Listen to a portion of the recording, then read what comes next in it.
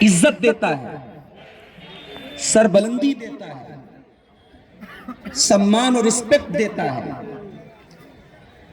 لیکن جب وہ قوم اللہ تبارک و تعالیٰ کے احکام اور اس کی شریعت اور اس کے قانون سے بغاوت کرتی ہے تو اللہ تعالیٰ اس قوم کی عزت کو ذلت میں بدل دیتا ہے۔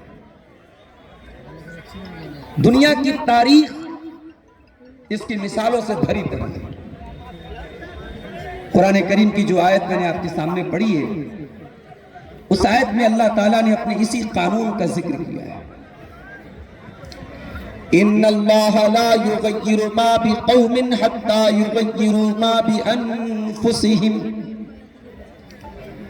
اللہ تبارک و تعالیٰ کسی قوم کو عزت دینے کے بعد، سربلندی دینے کے بعد، اس کے حالات کو بدل کر کے اس کو ذلت و رسوائی سے دوچار نہیں کرتا ہے،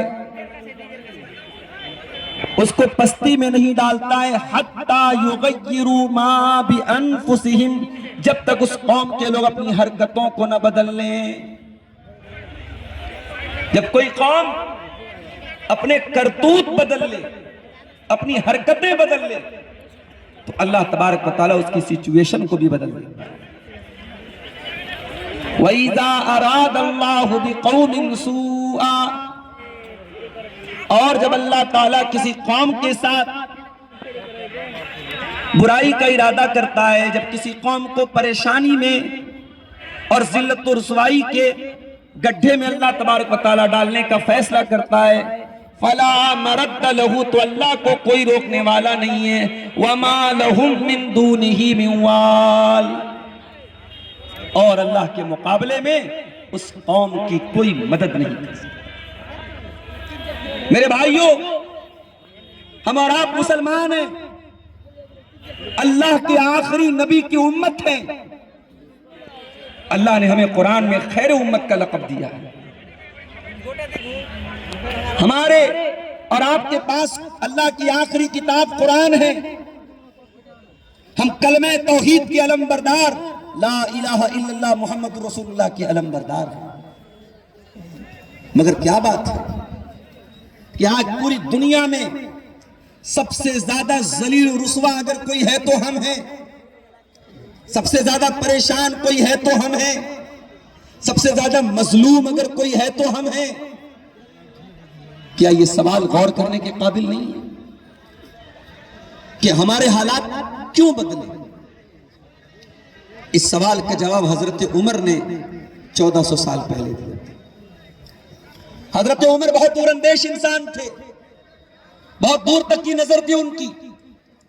حضرت عمر کہا کرتے تھے، کننا اذل قوم، ہم دنیا کی سب سے ذلیل قوم تھے، سب سے زیادہ اپمانت، سب سے زیادہ شوشت قوم تھے، فاعزنا اللہ بالاسلام، اللہ تعالیٰ نے ہمیں اسلام کے ذریعے سمان دیا، عزت دی، ہمیں جو بھی رسپیکٹ ملی، جو بھی عزت ملی، اسلام کے ذریعے ملی۔ اور دنیا کے ان ملکوں پر نظر اٹھا کے دیکھ لو جن ملکوں کو اللہ تعالیٰ نے اسلام اور توحید کے ذریعے عزت دی، جب ان ملکوں نے توحید سے سمجھوتا کیا، اسلام کے قوانین سے سمجھوتا کیا، اللہ کے دین کے باغی ہوئے، اللہ نے دنیا ہی میں ان کے اعمال کا انجام ان کو دکھا دیا۔ حضرت عمر کہتے ہیں ہم دنیا کی سب سے ذلیل قوم تھے، اللہ نے ہمیں اسلام کے ذریعے عزت دی۔ وَمَهْمَا ابْتَغَيْنَا الْعِزَّةَ فِي غَيْرِهِ، اور جب ہم اسلام کو چھوڑ کر کے کسی اور چیز کے ذریعے عزت حاصل کرنے کی کوشش کریں گے، اذلنا اللہ، اللہ ہمیں ذلیل کر دے گا، اللہ ہمیں رسوا کر دے گا۔ اگر آج ہم ذلیل ہیں اور ہو رہے ہیں، اس کی وجہ یہ ہے کہ ہم اپنے مرکز سے ہٹ چکے ہیں، اپنے دین کی بنیاد سے ہٹ چکے ہیں۔ میرے بھائیوں، امت کے موجودہ حالات کو دیکھ کر اللہ کے پیارے حبیب صلی اللہ علیہ وسلم کی وہ حدیثیں ہمیں یاد آتی ہیں، جن حدیثوں میں اللہ کے پیارے نبی نے قیامت کے پہلے کے دور میں اس امت کے اوپر کیا حالات آئیں گے آپ نے پیشن گوئی کی تھی۔ مثال کے طور پر ایک حدیث ابو داؤد کے اندر ہے حدیث کے راوی حضرت ثوبان رضی اللہ تعالیٰ عنہ ہیں. اللہ کے پیارے نبی صلی اللہ علیہ وسلم فرماتے ہیں یوشک الامم ان تداعى علیکم کما تداعى العقلۃ الی قصعتها. وہ زمانہ بہت قریب ہے جب دنیا کی ساری قومیں تم پر ٹوٹ پڑیں گی, تم پر حملہ آور ہو جائیں گی, تم کو مارنے, تمہیں کاٹنے کے لیے دوڑ پڑ. قصعتها جس طریقے سے کھانے والے دسترخوان پر ٹوٹ پڑتے ہیں, پیالے پر ٹوٹ پڑتے ہیں, دنیا کی قومیں تم پر ٹوٹ پڑیں گی. صحابہ کرام نے پوچھا امن قلت نحن یومئذ یا رسول اللہ, اے اللہ کے رسول کیا ہماری تعداد کم ہوگی؟ آپ نے فرمایا لا بل انتم یومئذ کثیر, تمہاری تعداد بہت ہوگی. وَلَكِنَّكُمْ غُثَاءٌ كَغُثَاءِ السَّيْلِ, لیکن تم سیلاب کی جھاگ کی طرح ہو جاؤ گے. جو پانی کے اوپر جو جھاگ ہوتا ہے, جو بلبلہ ہوتا ہے, جس کی اپنی کوئی حیثیت نہیں ہوتی, اپنی کوئی ویلو نہیں ہوتی, اپنی کوئی طاقت نہیں ہوتی, تم اتنے بے ویلو ہو جاؤ گے, تمہاری کوئی حیثیت نہ ہوگی. اللہ تبارک و تعالی دشمنوں کے دلوں سے تمہارے رعب و دبدبہ کو نکال دے گا اور تمہارے دلوں میں اللہ تعالیٰ کمزوری ڈال دے گا. صحابہ نے پوچھا ہے اللہ کے نبی کون سی کمزوری ڈال دے گا؟ آپ نے فرمایا حب الدنیا و کراہیت الموت, تم دنیا سے بہت زیادہ محبت کرنے لگو گے اور موت سے بہت زیادہ نفرت کرنے لگو گے.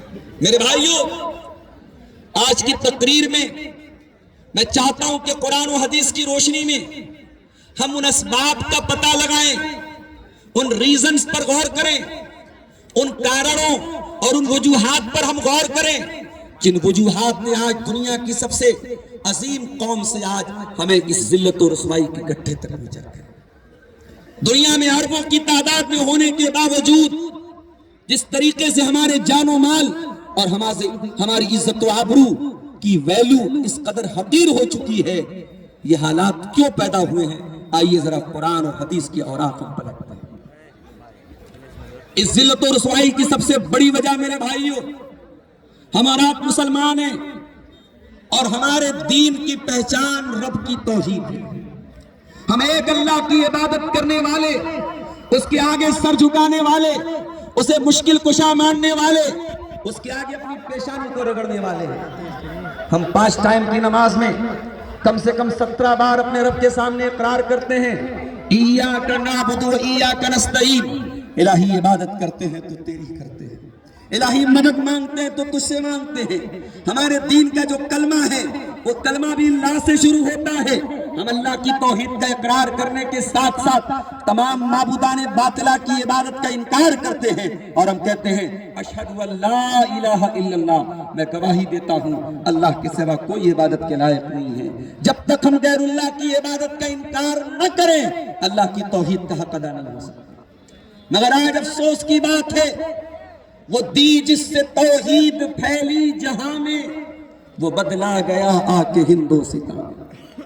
آج اس بھارت کی سرزمین پر جب ہمارے غیر مسلم بھائی جب اسلام کو سمجھنا چاہتے ہیں, اسلام کی چھوی ان کے سامنے مزاروں کی شکل میں آتی ہے, درگاہوں کی شکل میں آتی ہے.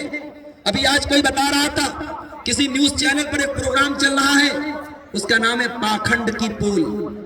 اس میں مختلف مذہب کے لوگوں کے ہاں جو پاکھنڈ ہے اس پاکھنڈ کی پول کھولی جاتی ہے. اس میں کچھ مسلمان باباؤں کی پول بھی کھولی گئی. یہ پوری قوم کے لیے شرم کی بات نہیں ہے. اسلام پاکھنڈ کا دین نہیں ہے میرے بھائی, اسلام تو بڑا ٹرانسپیرنٹ دین ہے. اسلام میں جھوٹ کی, مکر و فریب کی, دھوکہ دھڑی کی کوئی گنجائش نہیں ہے. آج اسلام کا ماننے والا کہاں کہاں سجدہ کر رہا ہے. آپ یقین کریں کتے اور بلی کی قبروں پر سجدہ ہو رہا ہے ہندوستان میں, مسلمان کر رہا ہے. ریلوے لائن کی پٹریوں پر قبریں اور مزاریں بنائی گئی اور ان کی عبادت ہو رہی ہے. اور اتنا ہی نہیں, ان شرک کے اڈوں پر کون سا ایسا برائی کا کام ہے جو نہیں ہوا. مولانا الطاف حسین حالی نے 100 سال پہلے نقشہ کھینچا تھا, آج 2024 چل رہا ہے, 100 سال سے اوپر کا عرصہ گزر چکا ہے. مولانا حالی کے یہ اشعار جب پڑھتے ہیں ایسا لگتا ہے کہ آج کے حالات کو دیکھ کے انہوں نے کہا تھا. کیا کہا تھا؟